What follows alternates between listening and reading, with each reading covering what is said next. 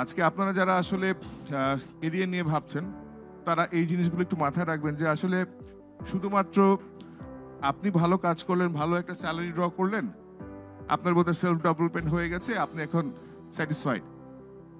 I don't think so. এটা যদি আপনার ভিতর থাকে, আপনি যদি মনে করেন যে হ্যাঁ আই হ্যাভ ডান ইনাফ, আমার এই চাকরিটাই যদি আমার আর 10 বছর থাকে, 15-20 বছর থাকে, তাহলে কিন্তু আমি বলবো যে আপনারা এগোনোটা, অগ্রযাত্রাটা, সামনের দিকে যাওয়াটা একটু চ্যালেঞ্জিং হয়ে যেতে পারে।